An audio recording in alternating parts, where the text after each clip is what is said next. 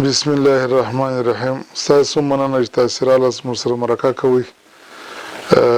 موږ الحمدلله د کوم وخت چې اسلامي امارت په کابل کې حاکم شوی دی او دغه وخت امیر المؤمنین د محتاجینو راټولولو ته او د هغو درملنې ته خاص توجه کړې ده چې موږ هم عملي کړې ده. په ټولو ولایاتو کې تقریبا موږ د 100,000 کسانو په تعداد د محتاجین راټول کړل چې د هغو تداوی د 100,000 کسانو تقریبا تداوی شوې ده او نور هم په الحال په ولایاتو کې او په دلته مرکز کې د تداوی لاندې دي.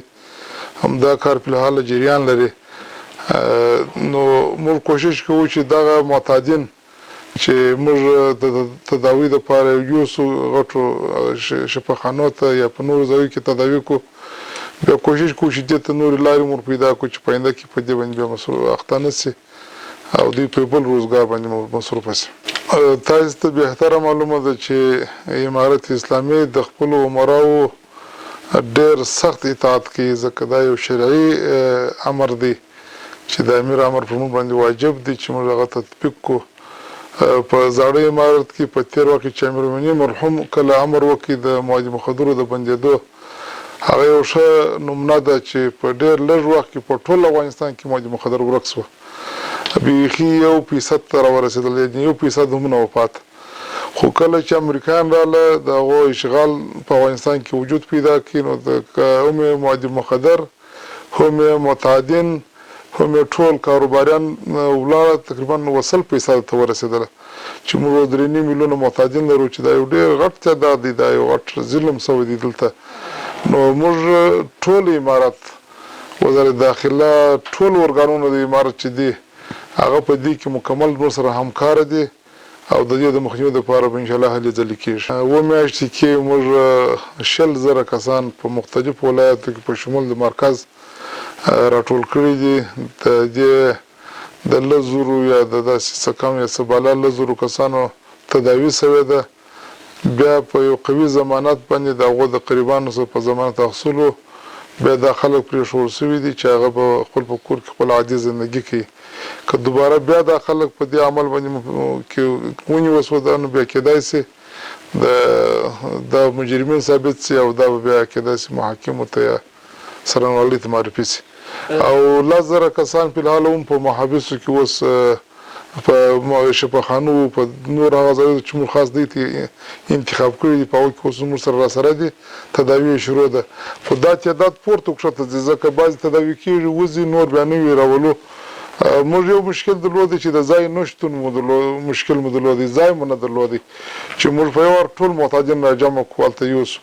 اوس موږ د پل چرخي سره یو غټ کمپلیکس په نامه باندې یو غټ ځای ورته جوړوو چې په هغه کې به انشاءالله تر 1,000 کسانو پورې متعدین راټولېږي، هلته به تداوي کېږي او هلته به انشاءالله دوی لپاره ټول سهولتونه برابر وي. تر اوسه پورې موږ سره نړیوالو هېڅ نوعه مرسته نه ده کړې.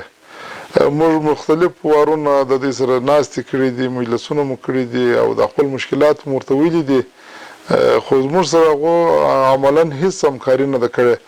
دا یوازینۍ د 2 لارو سره د دې ته مرسته رسېږي یا د دې ته چې کوم مصارف یې کېږي هغه د 2 لارو دي. یو امارت اسلامي خپل د بودیجې څخه مصارف کوي، 2 خیریه بنسټونه دي چې هغه زموږ سره افغانان دي، هغه په دې هکله زموږ سره همکاري کوي، یا نور داسې د دې خپل کورنیان دي چې په دې هکله د امارت سره همکاري کوي چې د دې خلکو تداوي وشي.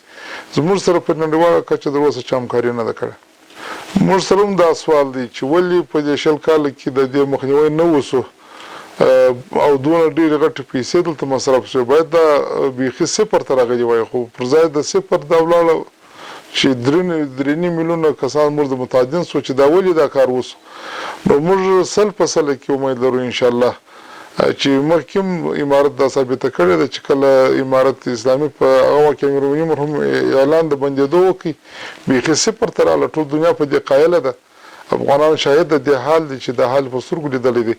همدارنګه اوس چې کوم فرمان صادر شوی دی تاسې به ووینئ په ژر کې د دې نتیجه چې انشاءالله دا به 0 ته رارسېږي. زموږ کروندګر ټول الحمدلله مسلمانان دي او په دې پوهېږي چې د دې ضرر ډېرو انسانانو ته رسیږي، بالخصوص افغانانو ته ډېر ضرر رسیږي. تاسې وینئ چې 3.5 میلیونه افغانان په محتاجین دي. دا 3.5 میلیونه محتاجین چې دغه مواد پیدا کړي دا د کومې خوا څخه پیدا کړي؟ خو همدغه تاریخ دی، دا په موادو بدلېږي، بیا د دې څخه د خلک استفاده کوي چې په دې باندې زما فکر ټول مسلمانان په دې کار باندې خوشحاله نه دي. اول خو د یو عقیدې و د یو فکر د لارې دا خلک د کښت پرېږدي، نور کښتونه به اختیار کړي. دوم موږ کوشش ورته کوو، کوشش مو روان کړی دی د بینالمللي جامعې سره چې دې ته بدیل پیدا کړو. موږ هم خپله د امارت اسلامي په دې کوشش کې دی چې خلکو ته روزګار پیدا کړو او خلکو ته بدیل د دې کښت بل کښت پیدا کړو چې اوس مثلا په دې کې د هنګ ورته وایي، زموږ په علاقو کې انج ورته وایي، چې دا اوس یو ښه بدیل دی. په ډېرو ولایتو کې دا ښه نتیجه ورکړې ده او همدارنګه اوس په بعضې ولایتو کې بیا نور باغات لکه مالټې او بعضې خرماوي چې دا ښه بدیل جوړېدلی شي د دې تریاکو. نو موږ امید دی چې انشاءالله زموږ پر بزګرو به ډېر اثر ونه کړي، ځکه موږ نور زموږ ملک داسې یو هر رقم زراعت کولی شي، د هر زراعت څخه انشاءالله بیا ښه استفاده کېدلی شي. یقینا دا مسؤلیت یوازې د امارت هم نه جوړېږي، دا یو داسې عمل دی چې دې کې ټول ولسونه او ملکونه او په شمول علما او داسې نور بانفوذه شخصیتونه ډاکټران که ټول دې ته متوجه سو، په دغه عمل په بدوالي او د دې په خطرو باندې دا ټول خپل ولس خبر کو، نو کېدای شي د دې مخنیوی موږ ټول وکړو.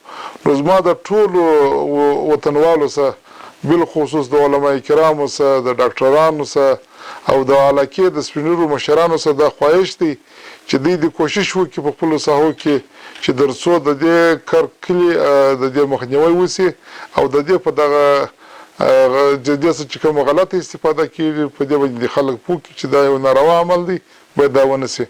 نو موږ کوشش کوو د امارت اسلامي د لارې چې انشاءالله موږ به عملي کار کوو، خو د خلکو سره دا غواړو چې دوی په خپل په ساحو کې تبلیغات وکړي.